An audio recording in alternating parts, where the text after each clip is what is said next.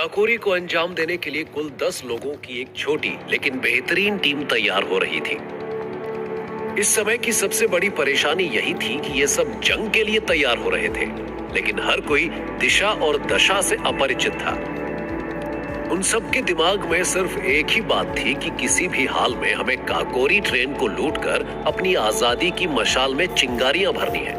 और चिंगारियां हर बार सिर्फ बातों से नहीं भरी जाती, कई बार इसमें और भी चीजें चाहिए होती हैं, और वो है तमाम संसाधन जिनसे एचआरए संगठन को बढ़ाना था। सबने एक साथ इस योजना को अंजाम देने के लिए हाँ तो कर दिया था, लेकिन जोश और होश में फर्क तब आता है जब योजनाएं पटल पर आती हैं, और अगले कुछ लम्हों में यही होने वाला था।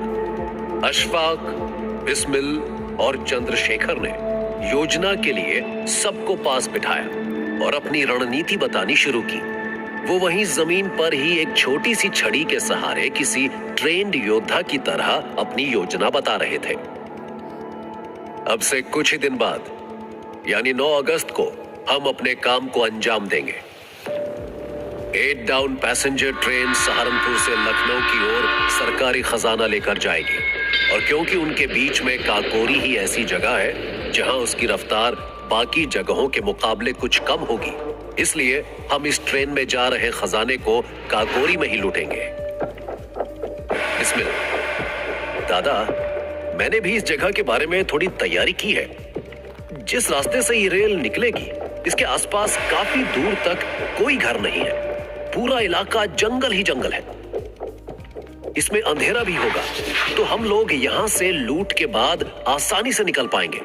और हाँ, ये गोरे इन रास्तों पर हमसे तेज नहीं भाग पाएंगे, और ना ही इन्हें यहाँ की अंधेरी गलियों की आदत है। बात तो तुम सही कह रहे हो, लेकिन हमें एक बात का और भी ध्यान रखना होगा कि ये कोई मालगाड़ी नहीं है, 8 डाउन पैसेंजर ट्रेन है जिसमें कई और सवारियां भी होंगी। और मेरा शक है कि इतने बड़े कारनामे से कहीं हमारा चेहरा लोगों की नजर में ना आ जाए, और ना ही वहां कोई अफरा तफरी हो, वरना हमारी सारी योजना धरी की धरी रह जाएगी। उल्टा ये हम सबके लिए नकारात्मक दिशा में भी जा सकता है, इसलिए हम सबको बहुत ज्यादा सचेत रहना होगा। आजाद ने अपनी पूरी बात करते हुए कहा, लेकिन तभी पूरे जोश में उसी समूह से एक आवाज आई जो कि सान्याल की थी। अरे ऐसे खौफ को अब हमसे दूर ही रखिए दादा, अब हम लोग इतना नहीं सोच पाएंगे। कफन बांध लिया है तो अब मौत की आंख में धूल झोंककर और अपना अधिकार उनसे छीन कर ही लौटेंगे।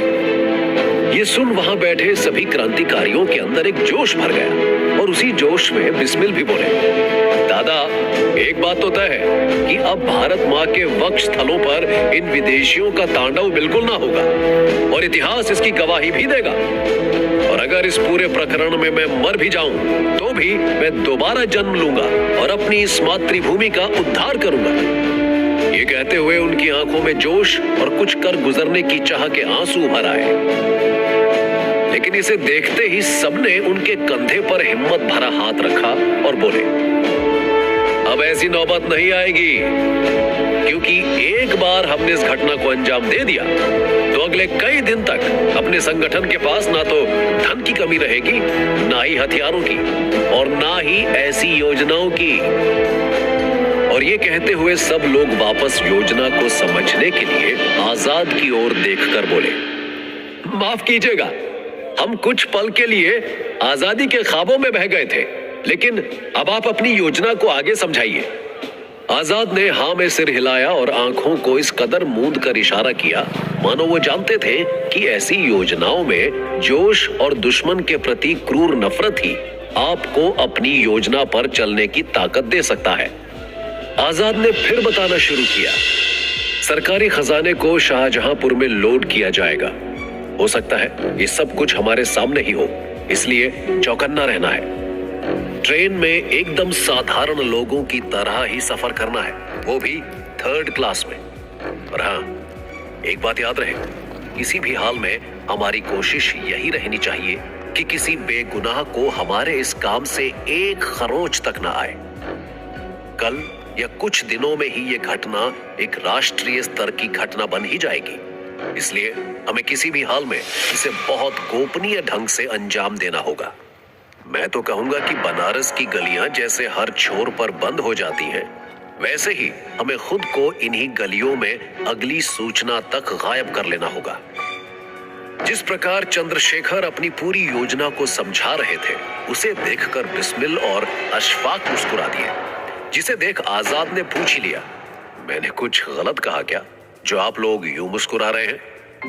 हो सके तो हमारी गलती को ही सुधार दीजिए ताकि आगे योजना पर इसका कोई प्रभाव न पड़े।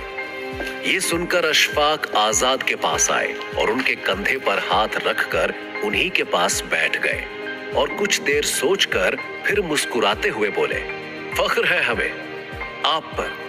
हमें यकीन तो था कि इस योजना का कार्यभार हमने जिसके कंधे पर डाला है वो आजाद हमें निराश नहीं करेगा, लेकिन मैं खुद को ये कहने से रोक नहीं पाऊंगा कि इतनी कम उम्र में आप जिस अनुभव और परिपक्वता के साथ बोल रहे हैं वो काबिले तारीफ है। आज भले ही आपको एचआरए के एक सदस्य के तौर पर जाना जाता है और दुनिया आपकी बहादुरी से वाकिफ नहीं है, लेकिन मैं देख सकता हूँ एक दिन पूरा हिंदुस्तान अदब के साथ आपका नाम लेगा और जब बात बहादुरी और जोश की आएगी तो आपका नाम सबसे पहले लिया जाएगा। हमें सच में फख्र है आप पर आजाद। इंशाअल्लाह आपके नाम की तरह हमारे हिंदुस्तान की आवाम भी जल्द ही इन जुल्मगिरों से आजाद हो। दरअसल चंद्रशेखर आजाद बेहद कम उम्र में देश की आजादी की लड़ाई का हिस्सा बने थे, लेकिन 1922 में चौरी चौरा की घटना के बाद गांधी जी ने अपना आंदोलन वापस ले लिया तो आजाद का कांग्रेस से मोहभंग हो गया। उसके बाद वे पंडित रामप्रसाद बिस्मिल और शचीन्द्र नाथ सान्याल योगेश चंद्र चटर्जी द्वारा 1924 में गठित हिंदुस्तान रिपब्लिकन एसोसिएशन से जुड़ गए और बनारस में जब इस संगठन ने अपने इरादे और योजनाएं बनानी शुरू की तो आजाद को महत्वपूर्ण उत्तरदायित्व दिया गया और इसी उत्तरदायित्व के तहत आजाद ने काकोरी एक्शन प्लान को बनाकर सबके सामने रखना शुरू कर दिया था। आज का दिन यूं तो हर दिन की तरह ही था, लेकिन इतिहास में आज ही के दिन काकोरी प्लान की नींव और उसे अंजाम देने की तारीख तय की जा चुकी थी और वो तारीख थी 9 अगस्त 1925। इस एसोसिएशन के साथ जुड़ने के बाद चंद्रशेखर आजाद पहली बार रामप्रसाद बिस्मिल के नेतृत्व में काकोरी प्लान में पहली बार सक्रिय रूप से भाग ले रहे थे।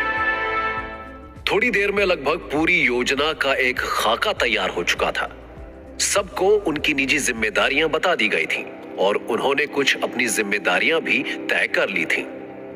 सबको पता था कि अब से कुछ दिनों के बाद इस घटना को अंजाम दिया जाना है और उससे पहले और घटना को अंजाम देने के बाद भी कोई किसी से संपर्क नहीं करने वाला था, खासकर तब तक जब तक ये पूरा मामला शांत न हो जाए। सब लोग बनारस की एक बंद गली में जहां एचआरए का छोटा सा संगठन था वहां से अब विदा लेने के लिए उठ ही रहे थे कि सबने एक आखिरी बार एक दूसरे को देखा, उन्हें गले लगाया और सबसे एक आखिरी विदा ली। लेकिन तभी मुकुंदी लाल आजाद के पास आए और मुस्कुराते हुए कहा, आपने बहुत बेहतरीन तरीके से योजना समझाई, मैं तो इसे अपने जीवन में कभी भी भूल ही नहीं पाऊंगा। लेकिन मैं आपसे कुछ और जानना चाहता हूं, अगर आपको एतराज ना हो तो क्या मैं आपसे कुछ पूछ सकता हूं? आजाद पूरी गर्मजोशी के साथ बोले, नहीं कोई एतराज नहीं है, आप पूछिए ना जो भी आप पूछना चाहते हैं। आप चंद्रशेखर तो हैं, लेकिन आजाद नाम के पीछे क्या कोई बड़ी कहानी है? ये सुनते ही बिस्मिल आगे आए और जोर से हंसते हुए बोले, इसकी कहानी आजाद नहीं बल्कि मैं बताता हूं तुम्हें। अगर तुम्हारी इजाजत हो तो क्या मैं सुना दूं वो वाकया आजाद? ये सुनकर आजाद ने एक हल्की सी मुस्कान देते हुए अपना सिर सम्मान में झुकाया और बोले, कैसी बातें कर रहे हैं आप? आपको इसके लिए इजाजत नहीं चाहिए। आखिर क्या था वाकया जिससे आजाद को आजाद का नाम मिला और क्या होगा आगे काकोरी एक्शन प्लान में?